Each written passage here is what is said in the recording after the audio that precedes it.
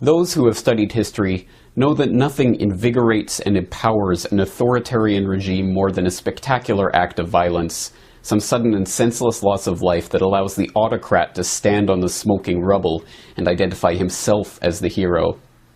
It's at moments like this that the public, still in shock from the horror of the tragedy that has just unfolded before them, can be led into the most ruthless despotism that now bears the mantle of security. Acts of terror and violence never benefit the average man or woman. They only ever benefit those in positions of power. C'est que le terrorisme, c'est d'abord un fait étatique. C'est d'abord le fait de services de renseignement qui ont la volonté, la vision, les moyens, la logistique pour mener à bien ce type d'opération. This is why there are hundreds of documented examples of government staging attacks in order to blame them on their political enemies.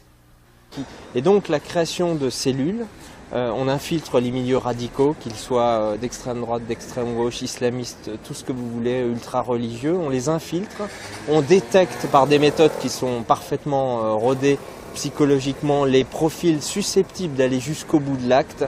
On canalise l'énergie de ces gens-là, on les amène jusqu'à la réalisation des attentats en les orientant. Et puis ceux qui ont préalablement infiltré les cellules, qui appartenaient au service étatique, disparaissent dans la nature. In every civilization, in every culture, in every historical period, authoritarians have known that spectacular acts of violence help to further consolidate their own power and control. And sadly, throughout history, there have been all too many willing to allow attacks to occur, to pretend that attacks have occurred, or even to attack their own population in order to further their political agenda. The British are learning how their SAS officers were caught dressing up as Arabs in Iraq, driving around with trucks full of munitions, shooting at police to stir up ethnic tensions, and ensure that permanent bases could be built in the region. They are learning how Harun Aswat, the supposed mastermind behind the 7/7 bombings, was working for British intelligence. They are learning how British military intelligence took part in IRA bombings. The Indians are learning how the Mumbai attack was helped by a US agent who is cooperating with investigators so that he won't face questioning by foreign authorities. The Canadians are learning how their own provincial police dressed up as protesters in 2007 and threatened violence against other police in order to force a crackdown on peaceful protests. Connu, je crois, aussi dans le cas algérien, avec la surenchère de la barbarie islamiste. Vous avez un adversaire politique islamiste, le fils, vous créez un visage encore plus monstrueux dans ces actes qui va commettre des actes qui finiront par révulser la population et par dégonfler politiquement votre adversaire. Tout ça est parfaitement connu, nous ne sommes pas en train de parler de fantasmes. Nous, on ne comprend pas aujourd'hui comment c'est possible que la tête de l'État français ait compris que les attentats de Paris étaient commandités par Alger et qu'ils ne le disent pas officiellement, qu'ils ne demandent pas des comptes, qu'ils n'aient jamais demandé d'enquête par exemple sur l'affaire des moines de Tibérine. Il faut que ce soit une famille des moines qui porte plainte pour que peut-être la vérité avance. C'est impensable. On ne comprend pas pourquoi Paris protège Alger à ce point, quoi. En 1993, 3 fonctionnaires français étaient enlevés à Alger par des islamistes armés. Libérés, ils sont mutés depuis aux îles Fidji. Aujourd'hui, les auteurs les ont retrouvés et affirment que l'opération était montée de toutes pièces avec la France.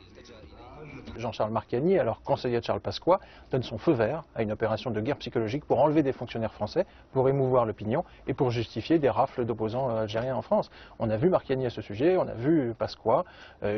Marcagny, en tout cas, confirme du bout des lèvres ce scénario hallucinant, quoi. Le sentiment qu'on a, c'est qu'il y a une telle collusion entre les deux gouvernements, Paris et Alger, depuis 15 ans. Alger, c'est absolument tout ce qui s'est passé. Paris a couvert des opérations pas très claires. Et aujourd'hui, on a l'impression que les Français ne peuvent plus faire marche arrière. De la vente d'armes au financement des partis politiques, le livre veut obliger les autorités des deux pays à dire aujourd'hui la vérité sur une histoire commune. Agenda.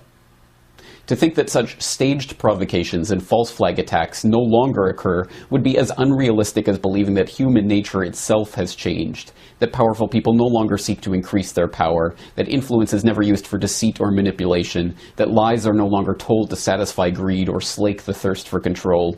It is to believe that our society is immune from those things that we have seen in every other society, in every other era. In short, it's a dangerous delusion.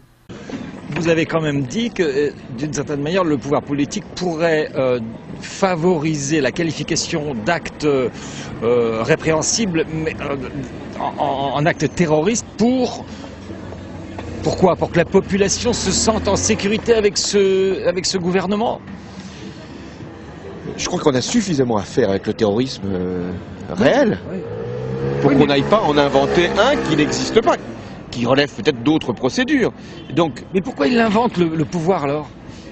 Peut-être pour montrer une efficacité qui, sur d'autres terrains, notamment économiques et sociaux, n'est pas forcément au rendez-vous. Donc c'est grave vos accusations, M. Hollande, là? Je pense que c'est grave. Enfin, mettre en cause des hommes et des femmes, les priver de liberté, les accuser de terrorisme, c'est grave. Supporting the government, now we know what the real definition of terrorism is. It is governments scaring their own populations into line. Tragedy. Time and again, the people pay with their lives, and the governments and the banks and the war machine only grows and prospers.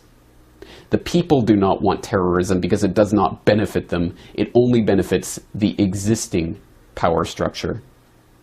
And interests. Death and destruction only ever serve the governmental and financial and industrial interests who always grow in power and wealth in the wake of every tragedy.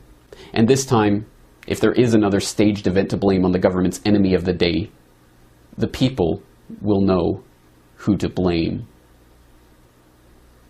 For the Corbett Report in Western Japan, I am James Corbett.